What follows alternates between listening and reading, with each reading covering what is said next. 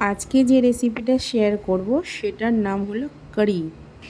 এই রেসিপিটা একদমই বাঙালিদের রেসিপি নয়, এটা ইন্ডিয়ার বিভিন্ন স্টেটে খাওয়া হয়। তবে এটা ব্যাপকভাবে বিশ্বাস করা হয় যে কারির উৎপত্তি রাজস্থানের মরুভূমিতে, যেখানে বাবুর্চিরা দুগ্ধজাত দ্রব্যের ব্যবহার শুরু করে সবজির পরিপূরক হিসেবে।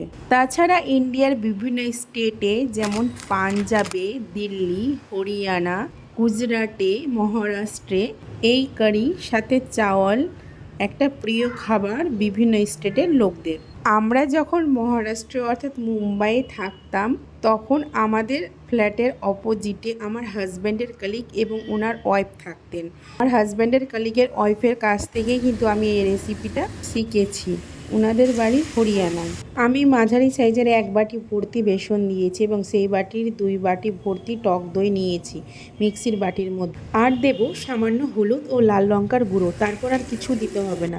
তারপর বেসন ও টক দইকে মিক্সির মধ্যে ভালো করে ঘুরিয়ে নিতে হবে 30 থেকে 40 সেকেন্ডের, যাতে বেসন ও টক দইয়ের ঘোলটা ভালো করে তৈরি হয়। তারপর পাকোড়া তৈরি করে নেব। পাকোড়া তৈরি করার জন্য বেসনের মধ্যে কী দিতে হবে সেটা লেখাই আছে। পাকোড়া তৈরি করার জন্য বেসনের মধ্যে কিন্তু অল্প বেকিং সোডা অবশ্যই দিতে হবে, যাতে পাকোড়ার বাইরের লেয়ারটা পাতলা হয়ে যায় এবং কারিটাকে ভালো করে শুষে নিতে পারে। এখানে পাকোড়া দুইভাবে তৈরি করা যায়, কেউ পেঁয়াজ দিয়ে করেন, আবার কেউ পেঁয়াজ না দিয়ে করেন। তবে আমি খেয়ে বুঝেছি পেঁয়াজ দিয়ে করা পাকোড়াটাই বেশি টেস্টি মনে হয়েছে। পাকোড়া তৈরির সময় বেসনটা সব কিছুর সাথে খুব ভালো করে সময় নিয়ে ফেটিয়ে মাখতে হবে, বা পাকোড়ার ব্যাটারটা ভালো করে ফেটিয়ে তৈরি করতে হবে, যাতে পাকোড়াগুলো খুব সফট হয়। বেসনটা ফেটিয়ে না মাখলে পাকোড়াগুলো কিন্তু সফট হবে। তারপর কড়াই সাদা তেল নিয়ে তাতে 2টো কাঁচা লঙ্কা, সামান্য সাদা জিরে ও সামান্য সর্ষে ফোড়ন দিয়ে বেসন আর দইয়ের ঘোলটাকে দিয়ে দিতে হবে এবং কন্টিনিউ এখানে 2 থেকে 3 মিনিটের মতো নাড়তে হবে, না হলে বেসনটা নিচে বসে যাবে আর দই আর বেসন ভালোভাবে মিশবে না। তাই কন্টিনিউ 2 থেকে 3 মিনিটের মতো প্রথমে নেড়ে যেতে হবে। আর লবণ সব থেকে পরে দিতে হবে, কারণ লবণ আগে দিয়ে দিলেই ফেটে যাওয়ার সম্ভাবনা থাকে।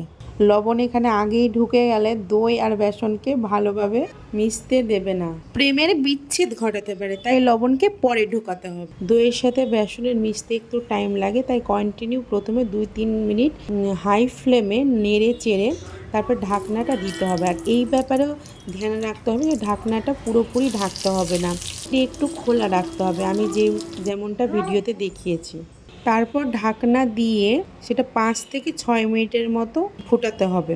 তারপর ঢাকনা সরিয়েও 6-7 মিনিট বা 10 মিনিটের মতো ফোটাতে হবে। তারপর কারিটা যখন গাঢ় হয়ে আসবে আমরা বুঝে নেব যে কারিটা হয়ে গেছে। তারপরে পাকোড়াগুলো দিতে হবে। আর কারির মধ্যে লাস্টের দিকে ঘিয়ের তরকাটা অবশ্যই লাগাতে হবে।